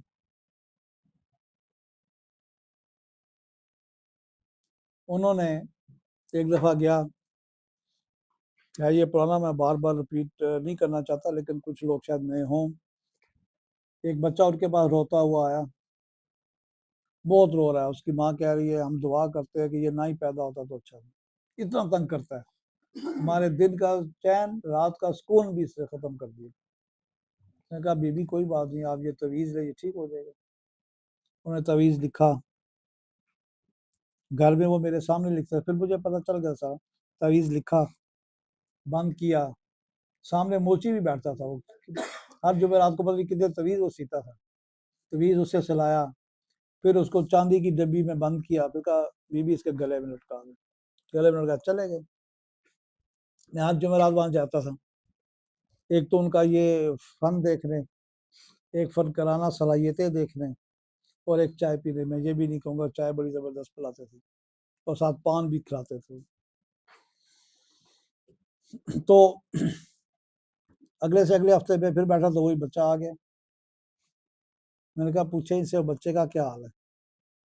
तो उनकी माँ ने कहा जैसे ही तावीज़ डाला उस दिन के बाद बच्चा कुसका नहीं आया, यही अल्फाज थे, गैर पालमानी अल्फाज है, कुसका नहीं आज तक, बिल्कुल खामोश हो गया, चुप हो गया। अब मेरे अंदर कभी कैमोमिला आ रही है, तो कभी मेलायोनिया आ रही, तो कभी लाइकोपोडियम आ रही, कभी एंटम आ रही, कभी ट्यूबर आ रही, कभी साइना आ रही। एक याला क्या दे दिया जो कुछ ही नहीं बचा। तो उन्होंने कहा तावीज़ उतारे, तावीज़ उतारा, तावीज़ उतारा, मुझे कहते खोले। मैंने वो कैंची से काटा, पहले चांदी वाला काटा, फिर वो काटा चमड़े वाला, उसके अंदर से चिप निकली, उसको खोला, उसके अंदर लिखा था उल्लू के पट्टे चुप कर जा। वर्बल होम्योपैथी, किस अल्फाज से वो ठीक कर रहे, क्यों? उसका ये कारोबार नहीं था, वो इतना कमाता नहीं था उनसे, जिसने 2-4 रुपए दे दिए, वरना कोई डिमांड नहीं थी। लेकिन अल्लाह से लगन थी, या अल्लाह मैं तो डॉक्टर भी नहीं, या अल्लाह मैं तो हकीम भी नहीं, या अल्लाह मैं तो मौलवी भी नहीं सही तरह जो मैंने गेटअप बनाया, लेकिन ठीक तो कर दे तू मरीज। अपने माइंड को स्ट्रांग बनाए अगर माइंड का इलाज करना है, कामयाबी करनी है। आज का हमारा सब्जेक्ट है, आज की दवाई थी ओर्निथोगालम।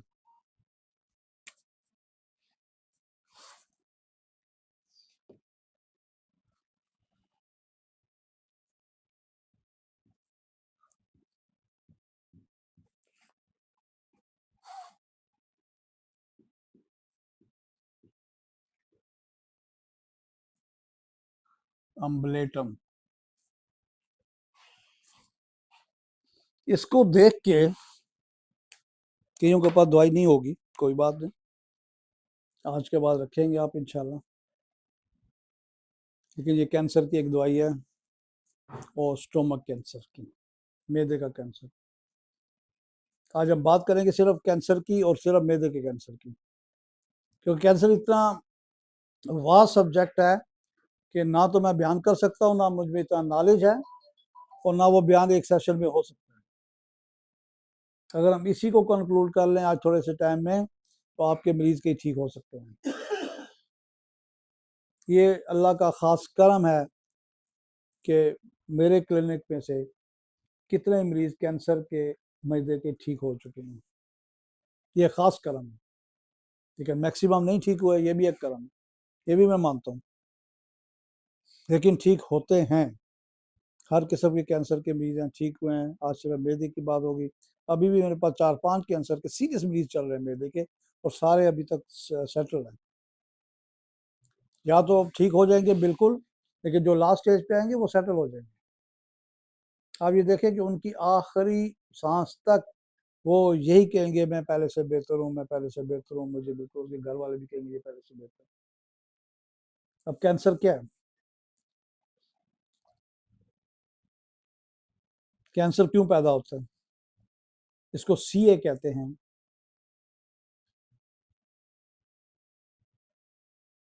Cancer antigen, कार्सिनोसम, carcinosin antigen. ये कैंसर का एंटीजन है, इसको सीए मिला देते हैं, ऐसे इसको ऑन्कोलॉजी कहते हैं। अब कैंसर बहुत की किस्म का हो सकता है, कार्सिनोमा है, लिम्फोमा है, सार्कोमा है, ल्यूकीमिया है। ये मेजर 4 कैंसर हैं। इसके आगे फिर डिवीजन हो जाती है, आगे मेटास्टेसिस हो जाती है। लेकिन अब कैंसर के नाम पे मरीज भी मायूस होता है और डॉक्टर भी मायूस होता है। जैसे ही कैंसर सुनता है ना कोई, सबके जहन में ये आता है कि ये अब थोड़े अरसे का मेहमान है। फीड हो गया यहाँ, अगर यहाँ फीड हो गया तो आप मेहमान ही हैं, अगर यहाँ फीड नहीं हुआ तो आप बच जाएंगे। ये भी याद रखिए। शुगर होती है किसी को, डायग्नोज हुई, सबसे पहले क्या सोचते हैं, बस जी अब पूरी उम्र दवाई खानी पड़ेगी, पूरी उम्र इंसुलिन लगानी पड़ेगी। होम्योपैथ डॉक्टर भी ये नहीं सोचते कि अपनी दवाई खाएं, वो भी सोचते हैं अब इंसुलिन लगानी पड़ेगी तो उनको इंसुलिन लगानी पड़ेगी। आप सोचे तो सही भाई कि मैं अपनी दवाई खाऊंगा, सही दीजिए। हम कहाँ गए जज्बात, कहाँ गया ख्याल, कहाँ गया सोच। मैं अपनी दवाई बनाऊंगा, अपने मुंह से कहूंगा मेरी शुगर ठीक हो, मेरी शुगर ठीक हो, वो दवाई बनेगी। आप सोच को काम में तो लाएं, पावरफुल तो बनाएं। आप भी पहले सोचेंगे ले अभी अब तो इंसुलिन है तो इंसुलिन लगेगी, अब तो पूरी बार दवाई खानी है तो फिर वही खानी है। टाइफाइड होता है, आप ये नहीं सोचते कि मैं पूरी उम्र अब लटक गया हूं, नहीं, बस ठीक है जी 10 दिन नहीं तो 15 दिन ठीक हो जाऊंगा। डेंगू हुआ, जेल में आ गया, मेरे प्लेटलेट डाउन होंगे तो मैं फारग ही ना हो जाऊं। लेकिन ये भी पता है कि 8-10 दिन में 12 दिन में मरीज ठीक भी हो जाता है।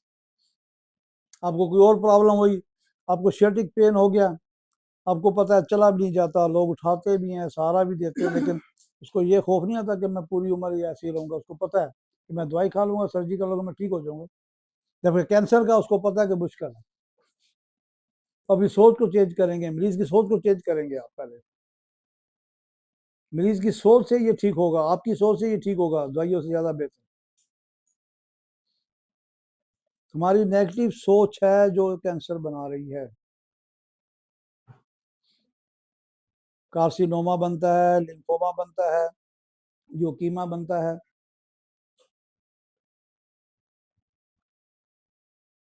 फिर आगे कैंसर के आगे मजीद इसकी टाइप्स हैं, लेकिन हमने कैंसर को जहाँ रोकना है। फिर कैंसर की शक्लें बनती हैं, फिर लंप बनता है। लंप क्या है, नोड क्या है? लंप और नोड है inflammation of the cells. Cancer कैसे बनता है, आपका सेल है, आपका जाइगोट बनता है पहले, को पता है, सेल से पहले फिर सेल बनता है, फिर माइटोकॉन्ड्रिया में सारी म्यूटेशन होती है। वो म्यूटेशन नेगेटिव हो रही है तो कैंसर बनेगा, अगर पॉजिटिव हो रही तो कोई और बीमारी बनेगी। और अनकंट्रोल म्यूटेशन होगी तो वो कैंसर बनेगा। अगर कंट्रोल नहीं हो रही किसी दवाई से, आप दवाइयाँ दे रहे हैं, कंट्रोल ही नहीं हो रहा, कंट्रोल ही नहीं हो रहा, ना उसका माइंड कंट्रोल हो रहा है, ना उसकी सिम्टम, ना उसका कुछ, तो वो फिर कैंसर ही बनेगा। फिर लम बन जाएगा किसी जगह, लम बनेगा तो फिर नोड बन जाएगी। लम्ब कहते हैं किसी उभार को, नोड कहते हैं किसी सख्ती को, ट्यूमर को। फिर सीरस बनेगा, सीरस बनते हैं, सीरस कहते हैं कि सख्त किस्म की गिल्टी है। लेकिन ये इनका ट्रीटमेंट कैसे होगा, ये कैसे ठीक होगा, ये किस तरह होगा, अगर आपको इजी ले तो ये बड़ा इजी हो जाएगा। और आपको मैं बता दूं रेशो वही रहेगी, रेशो वही रहेगी। जितने आपके कैंसर ठीक होते हैं, जितने आपका नजला ठीक होता है, उतने ही कैंसर भी ठीक होगा। नजले को आम आम कहते हैं ना, वो भी 10 में से 10 ही ठीक होते हैं। तो वही आपको पता है कि 2-4 ठीक होते हैं, बाकी चले जाते हैं, दूसरे दिन, चौथे दिन, छठे दिन नहीं ठीक है, दूसरे महीने चलेगा। तो यही अगर रेशो रहेगी कैंसर का, ठीक है। लेकिन एक ये आपकी डिजीज ठीक होगी तो पूरे इलाके को पता चलेगा, पूरी फैमिली को, पूरे खानदान को पता चलेगा कि होम्योपैथिक इलाज से कैंसर का मर्ज ठीक हुआ है। वो पूरा इलाका, वो पूरा खानदान, वो पूरा एरिया, वो गांव आपका हो जाएगा। जब भी कोई इलाज मराज एंटी ऑटो इम्यून डिजीज ठीक होती है तो इलाका, वो फैमिली, वो गांव आपका हो जाता है। उसके बाद एक भी ठीक ना हो, लेकिन एक दफ़ा गाँव आता ज़रूर है। लेकिन जब आप तरीके से चलेंगे, होम्योपैथी चलेंगे, तो मरीज़ ठीक होंगे इंशाल्लाह, और बहुत ठीक होंगे।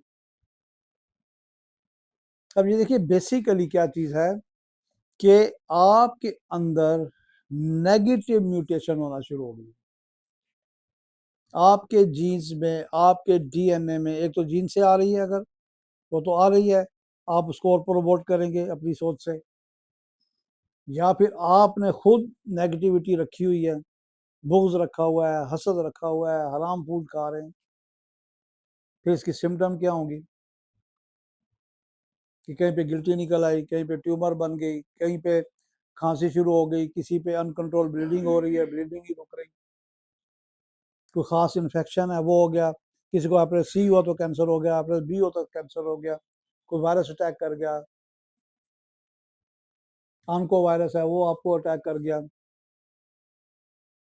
लेकिन ये अटैक क्यों करेंगे? सारे लोग बैठे हुए हैं, सबको तो नहीं होता। जिसके दिमाग में, जिसके माइंड में ससेप्टिबिलिटी होगी इसको कबूल करने की, वही होगा।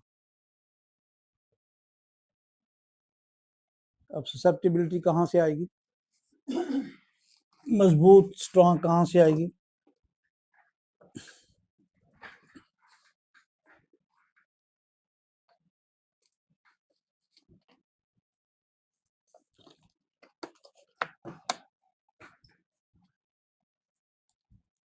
मेरे नज़दीक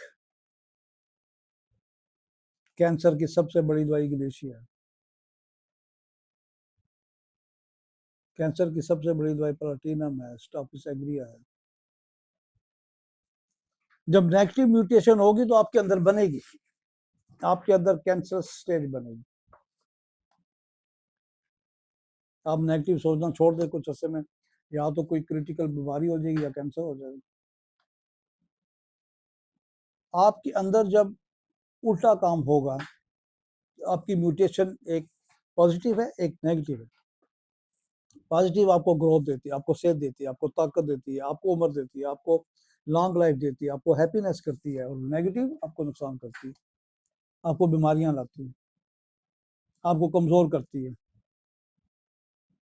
तो फिर आपको कोई ना कोई ऐसी बीमारी आ जाती है, कैंसर आ जाएगा, कोई और आ जाएगा। तो जब भी जहाँ उल्टा काम हो, वहाँ इग्लेशिया सबसे पहले काम करेगी, कि जिसको सीधा काम करना चाहिए वो अगर उल्टा काम कर रहा है तो वहाँ इग्लेशिया देगी। और इग्लेशिया, आपको दुख है, आपको गम है, तो इग्लेशिया आपके काम करेगी। जरूरी नहीं है कि वो किसी के मरने पे दुख हो, उतना ही दुख किसी के ना मिलने से हो सकता है, उससे ज्यादा दुख। जो मर गया वो तो गया, खप गया वो तो नहीं आ सकता, वो नहीं मिल सकता। जो जिंदा है वो तो आ सकता है ना। आपका भाई है, आपका बहन है, आपका खालू है, आपका मामू है, आपका फूफा है, आपकी माँ है, आपका वालिद है, आप नाराज हो गए हैं, वो तो वापस आ सकता है। दुख इतना है कि वो जिंदा है और नहीं मिल सकता। जो मर गया, दुख खत्म हो सकता है कि वो तो गया, 6 महीने रहेगा, साल रहेगा, लेकिन जो जिंदा दुख दे रहा है वो कैंसर।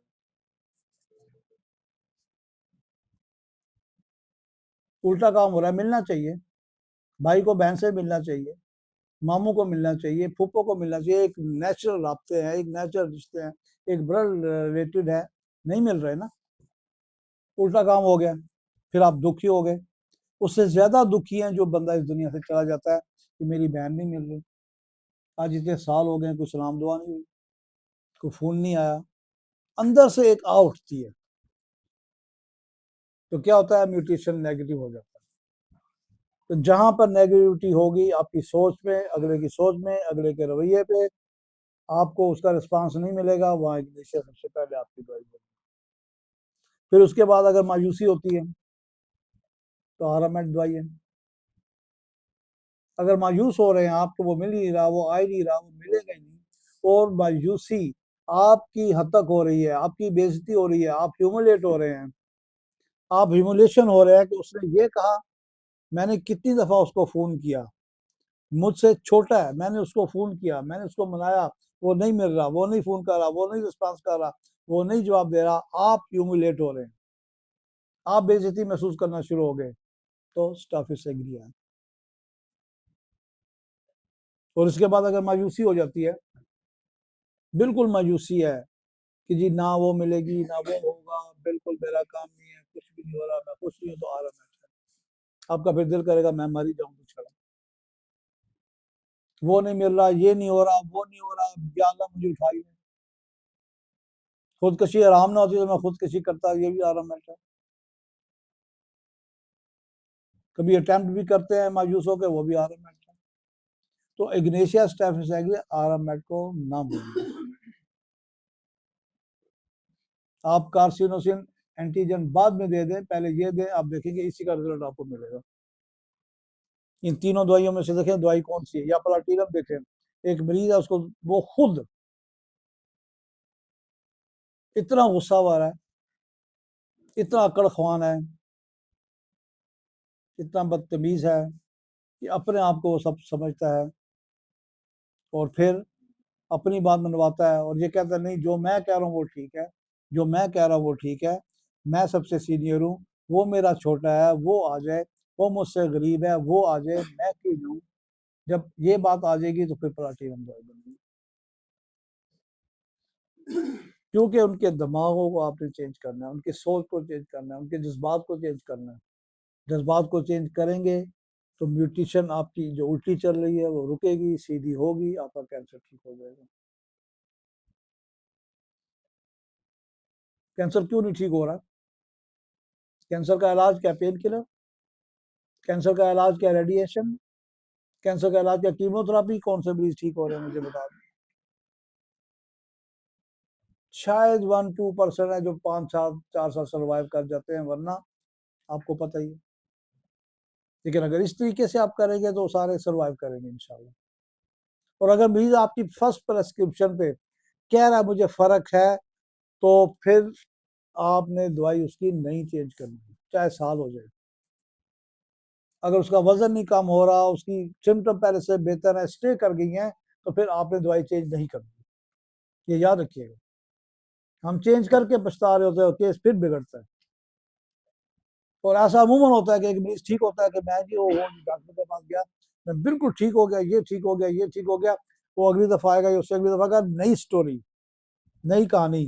तो जी डॉक्टर साहब मुझे तो बवासीर भी है, आप उस वक्त गोली मारे बवासीर को, और मुझे जोड़ों का दर्द, आप गोली मारे जोड़ों का दर्द, अभी वही प्रेस्क्रिप्शन जारी रखें। ये उसकी पुरानी बीमारियां निकली, आपकी दवाई से नहीं निकली। आप पूछेंगे तो वो कहेगा हाँ मुझे पहले हुई थी बवासीर, आप पूछेंगे तो हाँ मुझे जोड़ों का दर्द था।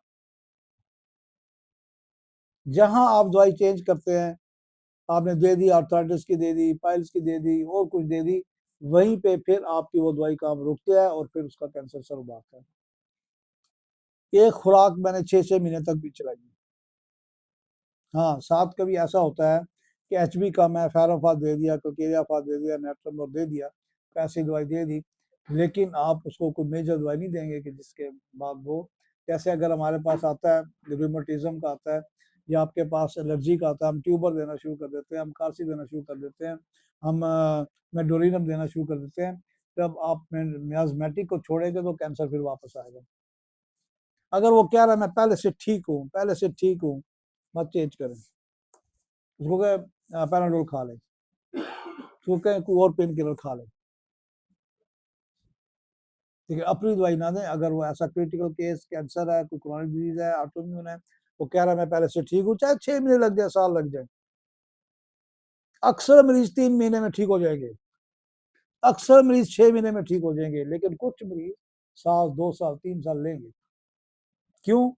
उनके पीछे से जेनेटिकली भी कैंसर आ रहा है, जेनेटिकली म्यूटेशन है, इनकी अपनी भी म्यूटेशन है, म्यूटेशन डबल होके मिल गई है। आप अगर कार्सिनोसिन वनम देते हैं, ये एंटीजन है, कैंसर से बना है, वो बीच में दे सकते हैं। अगर कैंसर ऑफ लंग्स है, आपका नोजोड है लंग कैंसर का, वो दे सकते हैं। आपको प्रोस्टेट का है, प्रोस्टेट का है कार्सिनोसिन प्रोस्टेट, वो दे। कार्सिनोसिन स्टोमक है, वो दे।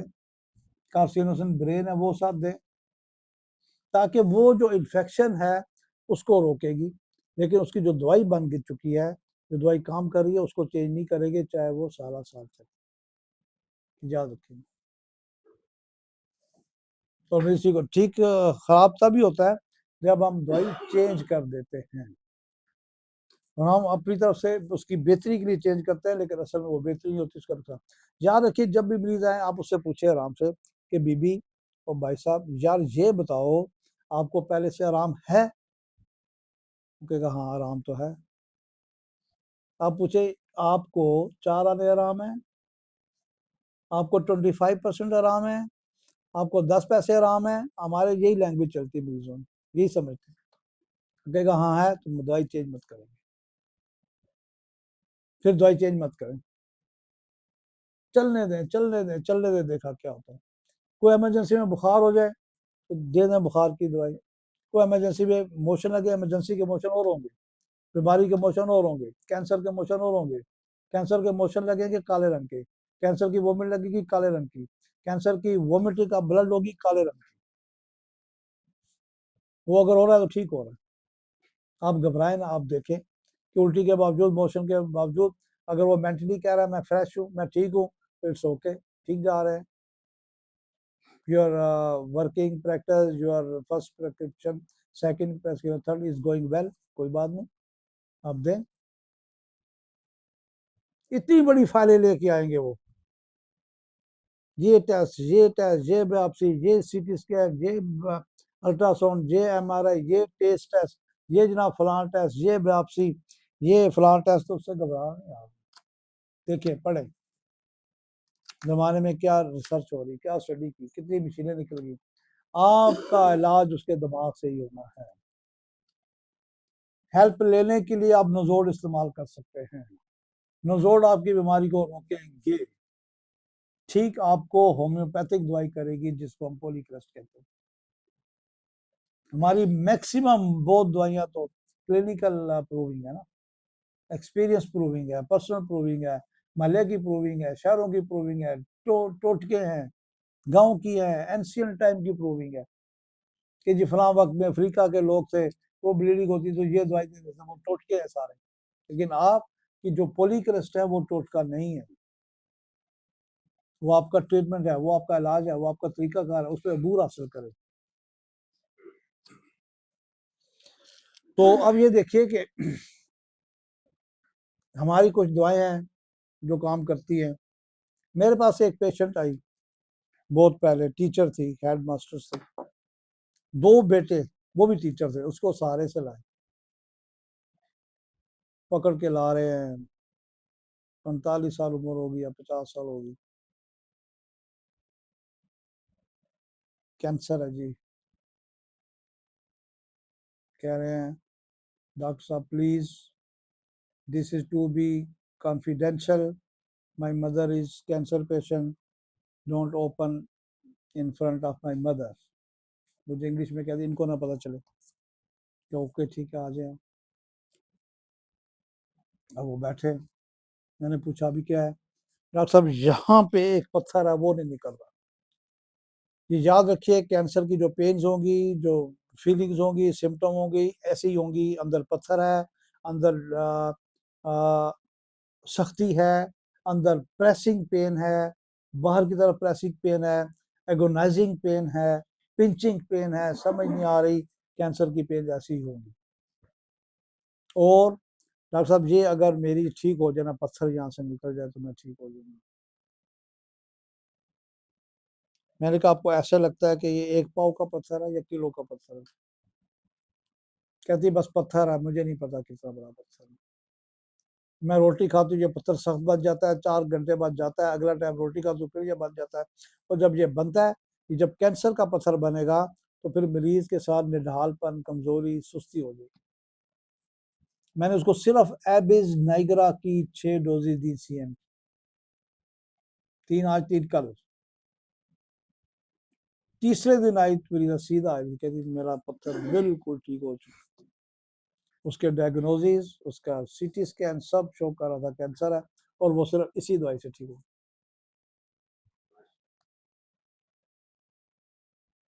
और मैंने अभी बहुत से पेशेंट को दिया, चाहे वो कैंसर है या नहीं है, यहाँ के बोझ के लिए, यहाँ के दर्द के लिए, कि खाने के बाद बोझ, खाने के बाद दर्द, खाने के बाद अनकंफर्ट, अनईजी, ये जगह है तो यहाँ पे आपकी एबिस नेग्रा काम करती है।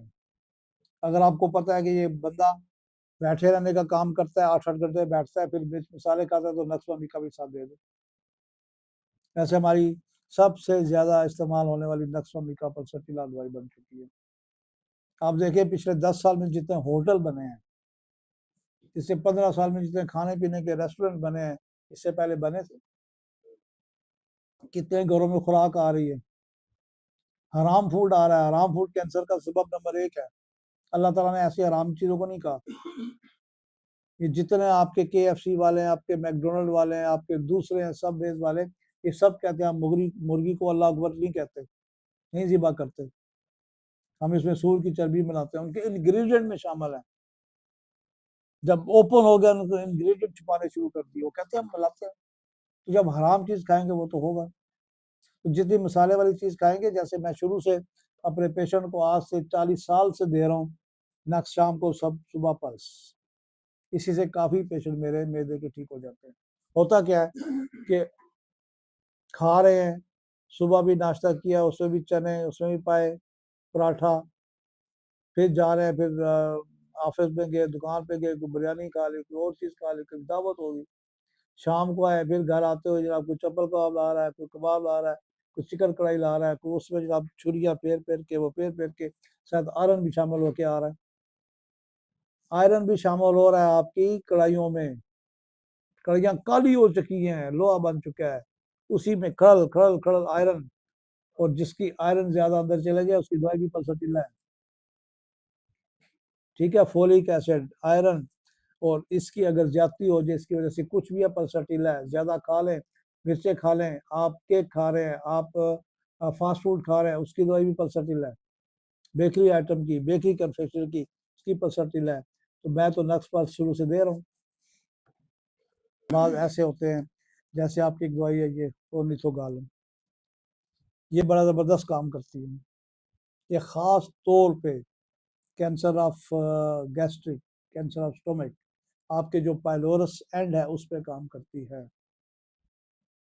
आपके ड्यूड्रम एंड पे आपकी कंडोरागो काम करती है, आपकी कार्बोवेज काम करती है, आपकी नक्सवामिका काम करती है, आपकी लोबिलिया इन्फ्लाटा काम करती है, आपकी बिस्मत काम करती है, आपकी फास्फोरस काम करती है, आपकी ब्रायोनिया काम करती है।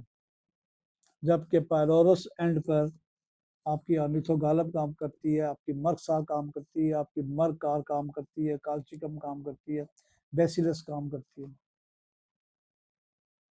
तो ये बड़ा एक्सीलेंट काम करती है। इसमें लिखा है कि आप एक कतरा दे के इंतजार करें, और एक कतरे में भी ये काम करती है।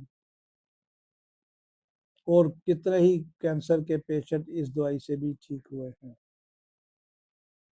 और ये वो कैंसर होता है कि डॉक्टरों को समझ ही नहीं आता। वो कहते हैं कि ऑपरेशन करेंगे, आपके पाइलोरस एंड पे हम प्लास्टिक की ट्यूब लगाएंगे, आपकी वहां से हवा रुकती है, आपके आगे गजा नहीं जाती, आपकी कब्ज हो जाती है, आपको सारा मसला हो जाता है।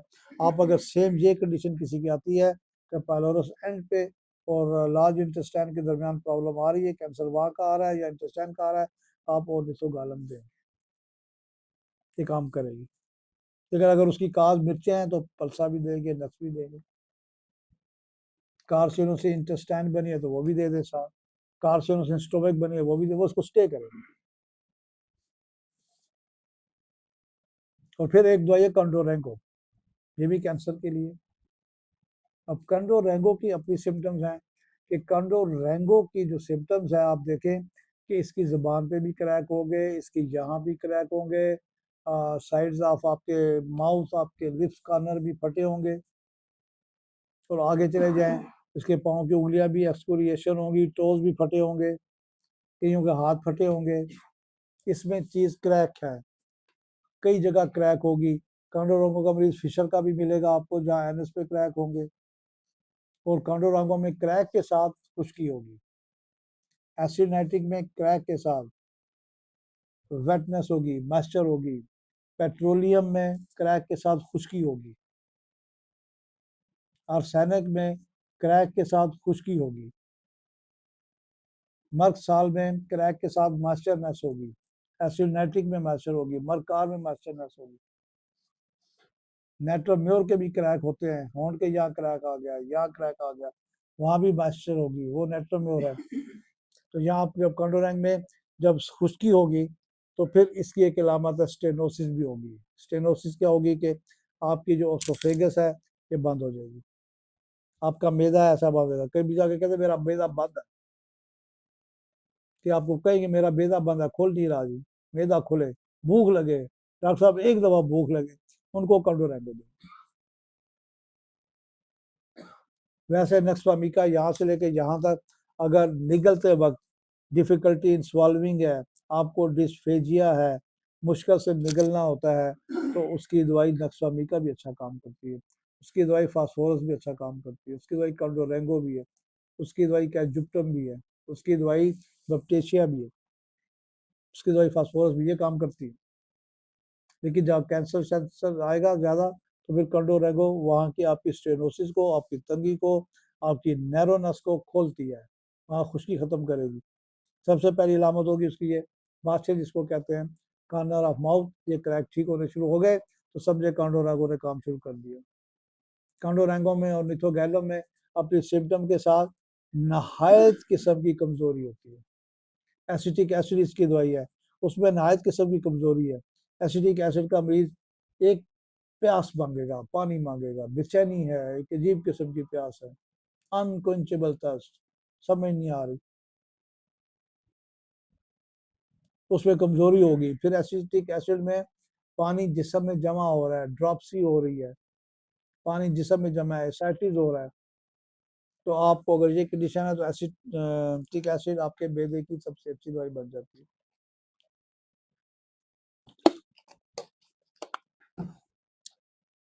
करियोजोट है, बिस्मथ है, प्लम्बम मैट है।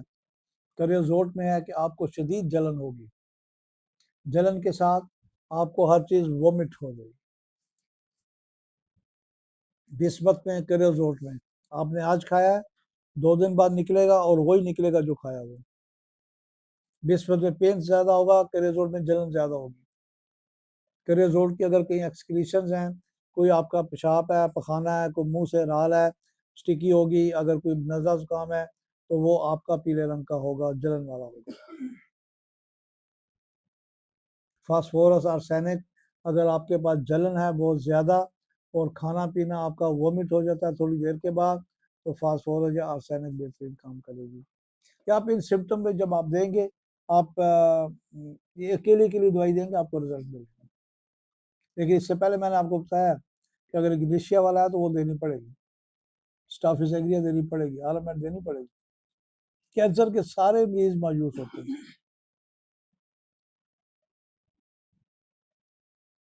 वो अंदर अंदर मौत का इंतजार कर रहे होते हैं। ऐसे में आर्सेनिक है, ऐसे में आपकी सुराइनम है, जब होपलेस हो जाएंगे, बिल्कुल ही गिर जाएंगे, तो आप आर्सेनिक दें, आपको उनको सुराइनम भी दें, साथ आप नजोर दें, कार्सिनोसिन के हैं वो दें, तो स्टे करेंगे, आपका मरीज भागेगा नहीं इंशाल्लाह। इसके अलावा अगर आपके स्टूल में चेंजेस आ रही हैं, कभी आपको मोशन लगते हैं, कभी आपको कब्ज हो रही है, तो एलोज उसको देंगे, उसको आलनस देंगे, उसको आलस्टोनिया देंगे। कुछ खाने पीने के बाद आपको हाजत हो जाती है फ़ौरन, और तो आप आलस्टोनिया दें, उसको आलनस दें, उसको ट्राम्बीडियम दें। ये मेरा नुस्खा चलता है, आलनस वाला, आलस्टोनिया वाला, ट्राम्बीडियम वाला, और ये बड़ा अच्छा है। इसमें जितने आपके केसेस हैं, जिसको आप वीट एलर्जी कहते हैं, जिसको आप सिली डिजीज कहते हैं, और वो इससे मैक्सिमम मरीज ठीक हो जाते हैं। क्यों कि ये जो 2 दवाइयाँ हैं, 3 दवाइयाँ हैं, ये आपके गैस्ट्रिक जूस को बनाती है। कैसे बनाती है? आपके जो एंजाइम है वो खत्म हो जाते हैं। आपने यहाँ रोटी खाई, साथ ही पेप्सी ठंडी पी ली, ठंडा पानी पी लिया, 5 साल बाद खत्म एंजाइम। ना फिर मेप्रोजोल काम करती है, ना कुछ और काम करती है। फिर आप ये उसको महीना 2 महीना खिला देंगे, उसके एंजाइम में दोबारा ताकत आएगी, एंजाइम बनेगा, गैस्ट्रिक जूस स्ट्रांग बनेगा, फिर वो जो भी खाएगा उसको सेल मिलेगी। एंजाइम की दवाई है पेप्सिन, वो आप दे, उसमें भी मरीज ठीक हो जाएगा। कार्बोलिक एसिड है, उसमें जलन है, उसमें काले रंग की स्टूल है, काले रंग की आपकी उल्टी है, आपके फास्फोरस में उल्टी होगी, आपकी इपिकाक में उल्टी होगी, जिसको आप हेमाटोमेसिस कहते हैं। और कैंसर की जो हेमाटोमेसिस है, ये खून की उल्टी है, इसको काले रंग की होती है। और अगर आपका स्टूल ब्लैक आ रहा है तो उसको मेलिना कहते हैं। अगर आपका स्टूल ब्लैक आ रहा है, साथ कमजोरी है, तो उसको मेलिना है, यानी कि कैंसर शुरू है। कहीं से ब्लीडिंग नीचे से हो रही, ऊपर से ब्लीडिंग होगी तो मुंह से आएगी, नीचे से होगी तो मेलिना होगी। तो वो उनके टेस्ट होते हैं, ठीक है, उनका क्लोनोस्कोपी होती है, सिग्मेंटोस्कोपी होती है। तो इससे बचने के लिए जब आप दवाई देंगे तो आपके आधे से ज़्यादा मरीज इन टेस्टों से बच जाएंगे। इन टेस्टों को कराते ही बड़े खौफजदा होते हैं, नहीं करवाते कि हमें थ्रू एनएस कैमरा डालेंगे, पहले 3 दिन खाना कुछ नहीं, चौथे दिन जाएंगे तो वो आपको ऐसी दवाई देंगे ताकि आपका डायरिया और जो कुछ भी अंदर से साफ हो जाए। फिर आपका वो ये क्लोनोस्कोपी करेंगे और देखेंगे अंदर से ब्लीडिंग का हो रही। इससे पहले पहले अगर आप इन दवाइयों का सहारा लें तो इंशाल्लाह उनके टेस्ट भी ठीक हो जाएंगे। इसके अलावा और कैडमियम सल्फ है, आप कैडमियम सल्फ दें, उसमें वोमिटिंग है, ब्लड की वोमिटिंग है, और आप देखें कि वोमिटिंग ठीक नहीं होती, लगातार वोमिटिंग है, वो आप दें, वो वोमिटिंग को कवर करती है, लेकिन इसके साथ जलन भी होगी, कमजोरी भी होगी। फास्फोरस के साथ जब तक ठंडे पानी की प्यास होगी तो वो काम करेगी, आइस की जरूरत होगी तो वो काम करेगी। फास्फोरस का मरीज नमकीन ज़्यादा खाएगा, फास्फोरस का मरीज गर्मी में नहीं रह सकेगा, फास्फोरस के मरीज में यहाँ से आग निकलती है, सल्फर के मरीज में हाथों से निकलती है, पाँव से निकलती है, पसरटीला के मरीज में पूरे जिसम से निकलती है, आयोडम के मरीज में पूरे जिसम से निकलती है। ट्यूबर का मरीज सर्दी महसूस करता है, अंदर से गर्मी होती है, कहेगा दरवाजा खोल दो, खिड़की खोल दो, सर्दी लग रही है लेकिन दरवाजा खोला हुआ है। पसरटीला का मरीज कहेगा दरवाजा खोल दो, सर्दी में भी बाहर जाके महसूस करेगा बेहतरी। तो अरसेना का मरीज उल्टी कर रहा है, सख्त बेचैनी है, किसी पल चैन नहीं आ रहा है, एक एक घूंट आधा आधा घूंट की प्यास है, हाय कर रहा है और कह रहा है दरवाजा बंद करो, खिड़की बंद करो, मुझे कंबल दो, रजाई दो, तो फिर अरसेनिक कैंसर को भी ठीक करेगी। सिर्फ चंद दवाइयों पे अबूर हासिल करें तो इंशाल्लाह बीमारियां सारी ठीक हो सकती हैं।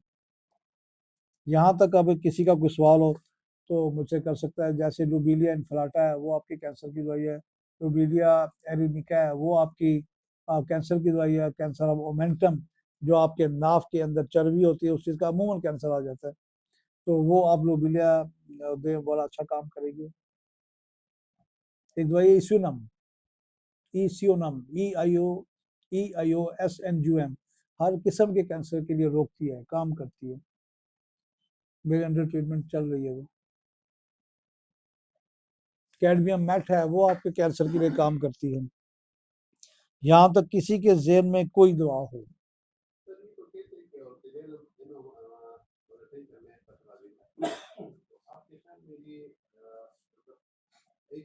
एक कतरा दे के फिर क्या इंतजार करें, जब तक फर्क है ठीक, जब फिर शुरू फिर एक कतरा दे, फिर शुरू फिर एक कतरा दे।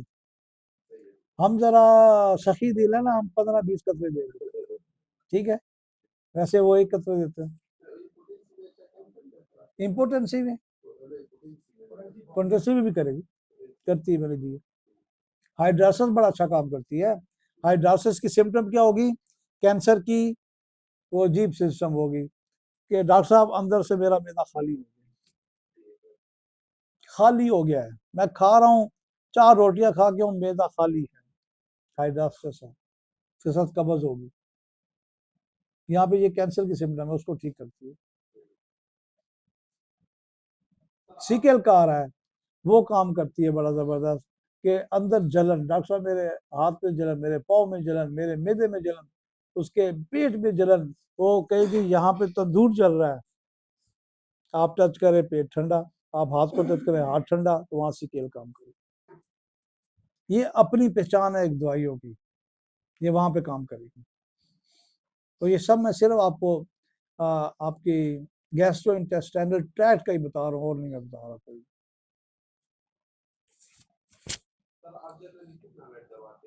क्या वो अगले दिन आके कहेगा इंतजार ठीक हूँ, मैं वेट कराऊंगा, चाहे मैंने एक कतरा दिया चाहे 10 दिए, ठीक है ना, रिपीट नहीं किया उसको, क्योंकि अगर उन्होंने लिखा है तो उसमें कोई सच्चाई है। हमारी जो पुराने डॉक्टरों ने लिखा उसमें कुछ सच्चाई है, आप ना रिपीट करें। मैंने तो ये पहले दिन कह दिया, पहली दफ़ा ही कह दिया कि एक दवाई काम करती है तो साल साल वो चल सकती है, 6 महीने चलेगी वो। आप खा खा के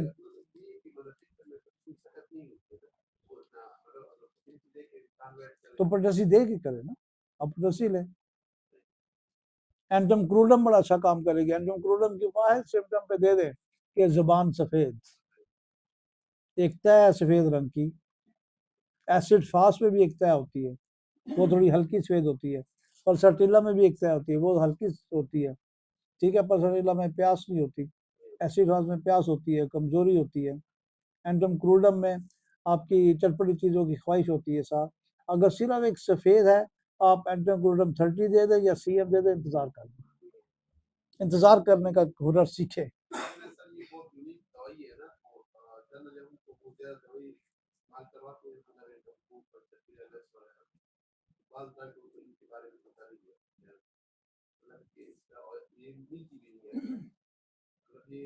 मिल जाएगी, मिल तो है, पोटेंसी में भी शायद मिल जाए, उसमें भी मिल जाएगी आपको।